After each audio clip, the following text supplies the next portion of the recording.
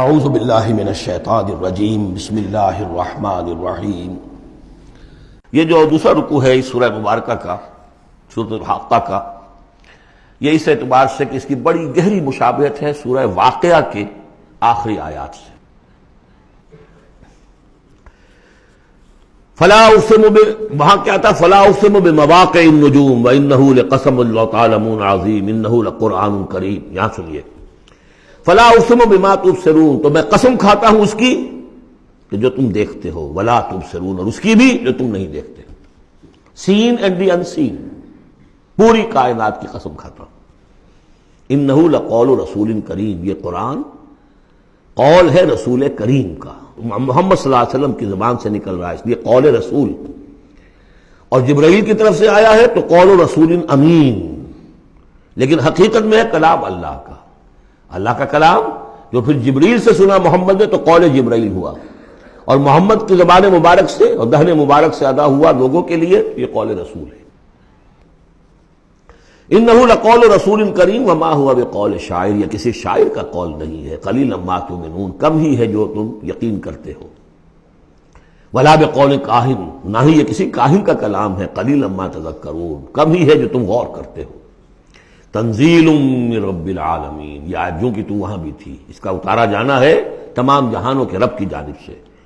وَلَوْ تَقَوَّلَ عَلَيْنَا بَعْضَ الْأَقَاوِيلِ، اور اگر یہ نبی خود کچھ کہہ کر ہماری طرف منسوب کر دیں، کوئی بعض قول، بعض آیات خود کہہ کر، تقول باب تفاعل ہے، تکلف کے ساتھ کچھ بات کہہ کر ہماری طرف منسوب کر دیں، لَأَخَذْنَا مِنْهُ بِالْيَمِينِ، ہم پکڑتے اس کو یا پکڑیں گے اس کو داہنے ہاتھ سے، ثُمَّ لَقَطَعْنَا مِنْهُ الْوَتِينَ، پھر اس کی گردن کاٹ دیں گے۔ یہ ہم کریں گے اس کے ساتھ اگر یہ کوئی بات غلط ہماری طرف منسوب کرے۔ معاذ اللہ، یہ سختی حضور کے لیے نہیں ہے، ان کے لیے ہے کہ بدبختو تم کیا سمجھتے ہو محمد صلی اللہ علیہ وسلم، اور ہمارا کیا معاملہ ہے ان کے ساتھ، یہ ٹھیک ٹھیک وہ بات تمہیں پہنچا رہے ہیں جو ہمارا کلام ہے۔ بالیمین میں دونوں امکانات ہیں، ان کا داہنا ہاتھ پکڑتے یا انہیں ہم اپنے داہنے ہاتھ سے پکڑتے اور ان کی گردن کاٹ دیتے۔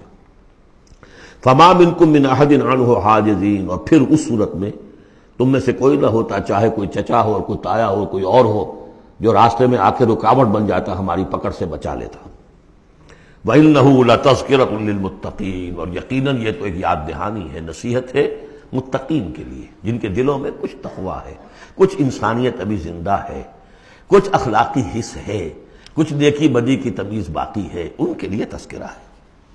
وَإِنَّا لَنَعْلَمُ أَنَّ مِنكُم مُكَذِّبِينَ، اور ہمیں خوب معلوم ہے کہ تم میں وہ لوگ بھی ہیں جو جھٹلا رہے ہیں، جو کمر کس لیے جھٹلانے پر۔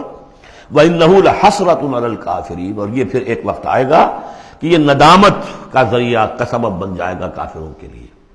القرآن حجت لک او علیک، یہ قرآن یا تمہارے حق میں حجت ہے، اسے مانو، اس کو اپنا امام بناؤ، اس کے پیچھے چلو، اس پر عمل کرو، اس کو پہنچاؤ دوسروں تک، تو یہ تمہارے حق میں گواہی دے گا، شفاعت کرے گا، اور ورنہ تمہارے خلاف کھڑا ہو کر پروزیکیوشن وٹنس کی حیثیت سے آئے گا۔ وَإِنَّهُ لَحَقُّ الْيَقِينِ، اور یقیناً یہ قرآن جو ہے یہ حقدار ہے یقین کا، یقین کرنے کے قابل ہے۔ فَسَبِّحْ بِاسْمِ رَبِّكَ الْعَظِيمِ، وہ جو جہاں پر وہ ختم ہوئی سورہ واقعہ، تو آخری رکوع سورہ واقعہ کا اور دوسرا رکوع یہ سورہ حاقہ کا، یہ بہت قریب ہے دوسرے کے۔ تو یہ تو ایک گروپ جو ہے، سب گروپ پورا ہو گیا۔ صدق اللہ العظیم۔